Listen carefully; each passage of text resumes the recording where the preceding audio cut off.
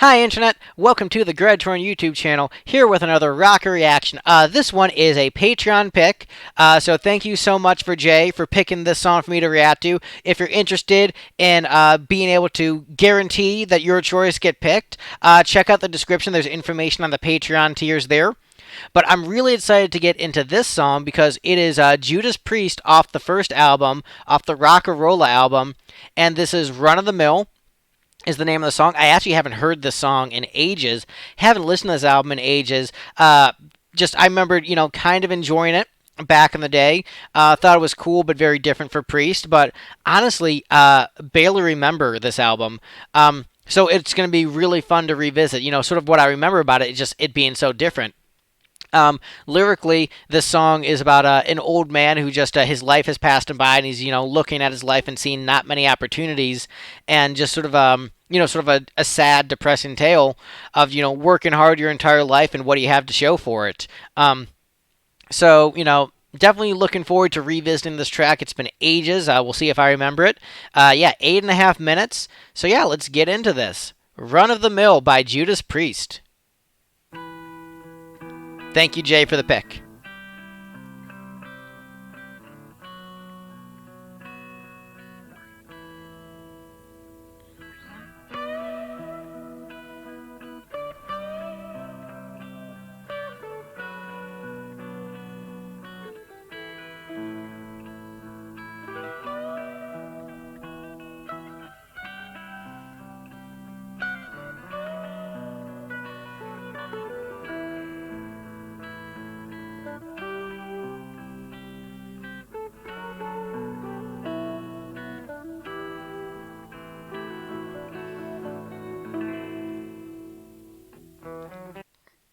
Yeah, just very, very tasty, tasteful leads. Great intro. Let's rewind just to here to get that transition.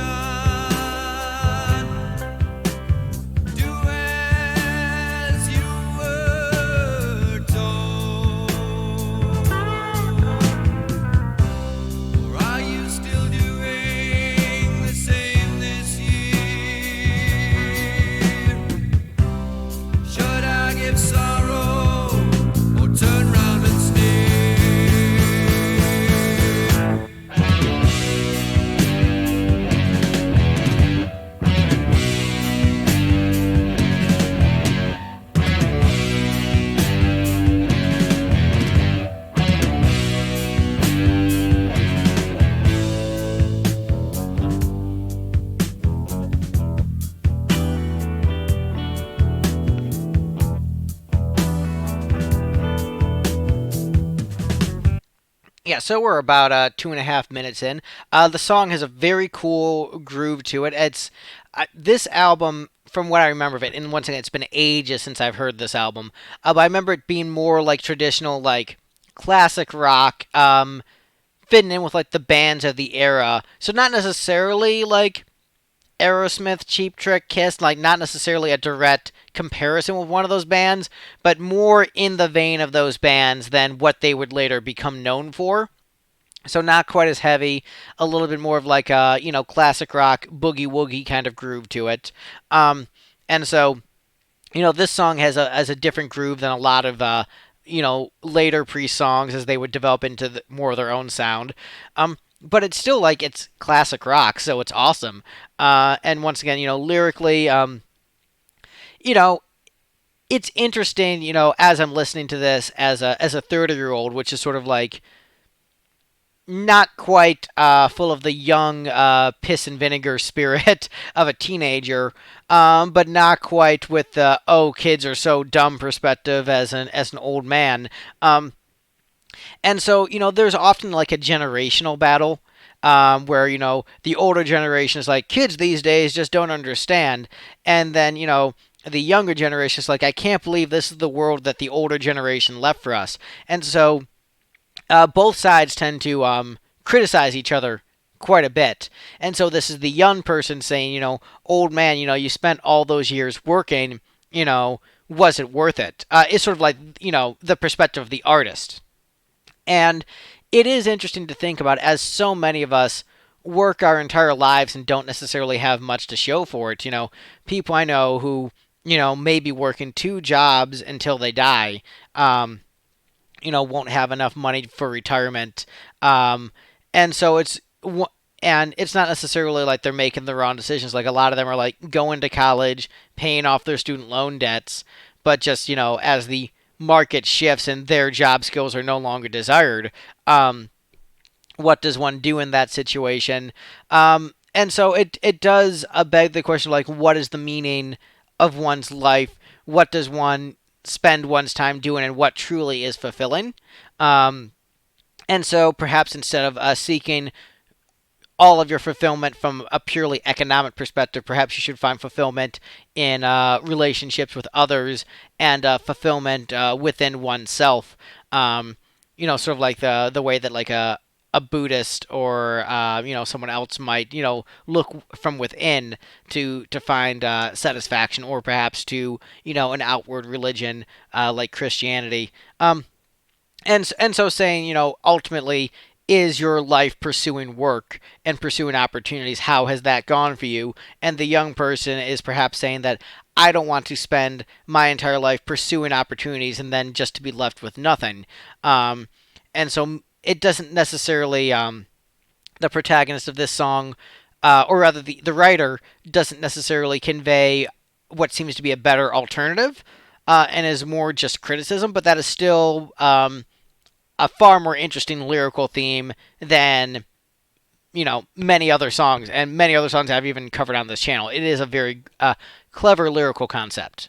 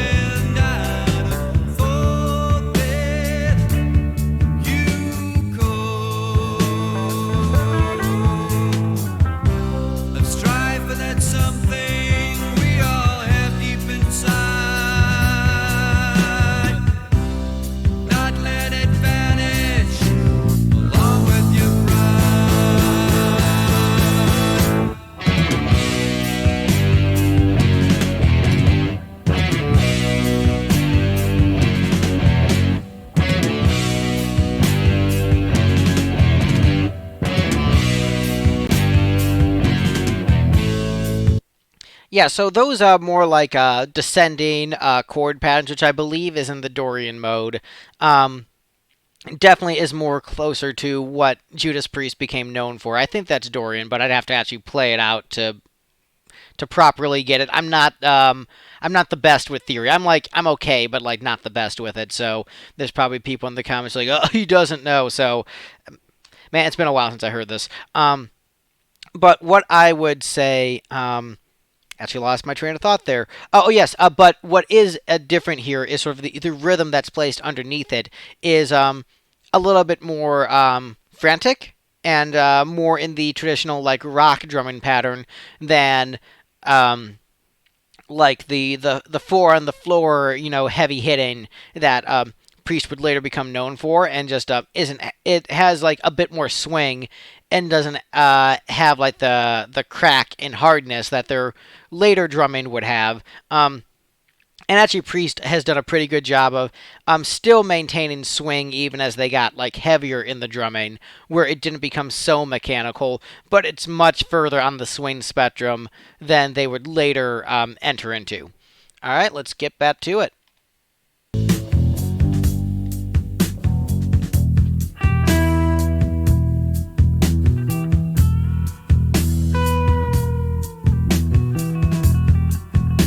Very much driven by the bass.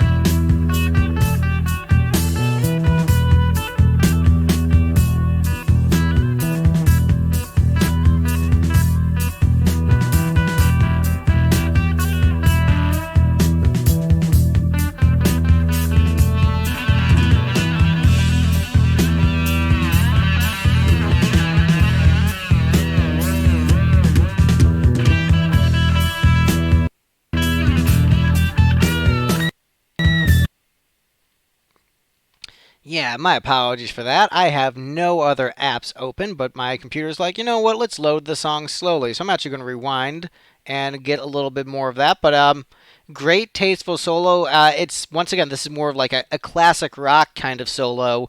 Not necessarily super heavy, but definitely super cool.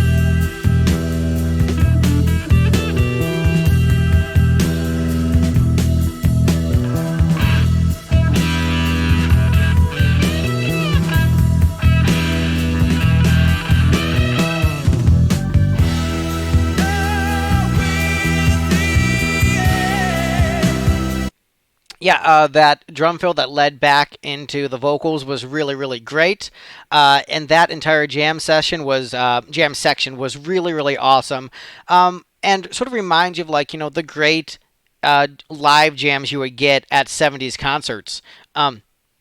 So I would say that this is just it's not necessarily metal, but it's really, really awesome classic rock. I'm gonna rewind a hair so we can get that transition.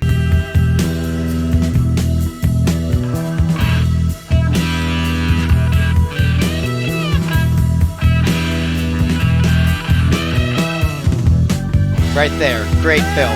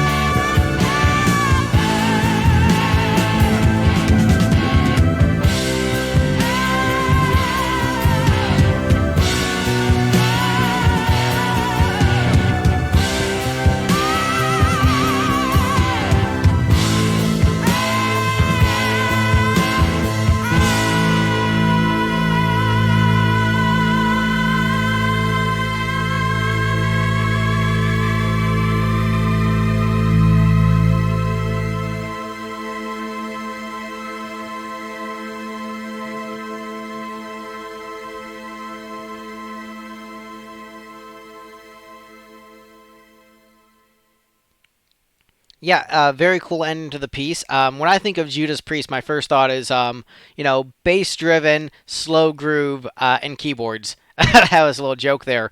Um, but yeah, that was freaking awesome, and we got the nice, falsetto wails at the end. So very traditional Judas Priest at that point. Rob Halford. It's sort of interesting because I remember on this album, it felt like his vocals didn't necessarily work with the material. And some of it is like, when you're a young artist, you're still finding your voice, literally. But I think that, he really shines on heavier songs and on stuff that isn't as heavy. I think that maybe he doesn't shine as much of a singer. Um, People actually say the same thing about me as a singer. They're like, Greg, don't sing the pop songs. You sound like shit. Don't sing the ballads. You sound like shit. Just sing the hard. You should just sing the hard rock songs. So, and in some ways, I think that's maybe a little bit true about Halford, but I think he's a much better singer than I am.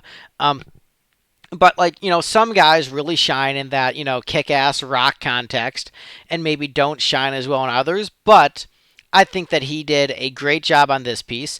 And let's see what YouTube is recommending to me to see how embarrassing I am. So it's recommending more Judas Priest, recommending some AC/DC, more Priest, recommending that Joe Rogan podcast I already watched. Recommending The Hill, that's my primary news source. Recommending Maiden because great. Oh, and recommending the one part of Scarface that I liked, Push It to the Limit, which is a great song from a movie I don't like at all. Yep, that is what YouTube is recommending to me. So now you know what's in my feed, so I can be embarrassed.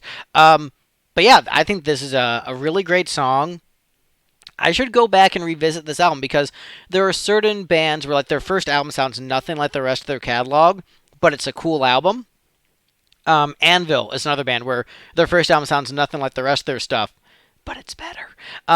This album, I think, it doesn't sound like the rest of the Priest catalog, but I do remember it being cool. It's just been ages since I've listened to it. I should go back and revisit it. Thank you, Jay, so much for the request. Thank you so much for supporting me on Patreon. It means a lot. And if you're interested in supporting me on Patreon also, getting your song bumped up to the front of the list, check out the description. And also, if you can't afford that tier on Patreon, just request in the comments and keep requesting.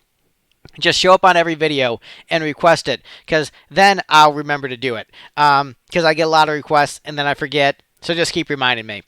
But yeah, thank you guys so much for watching. Be sure to do the liking, commenting, subscribing, bell icon, all that good stuff. And yeah, thank you so much for your support. Y'all have a good one.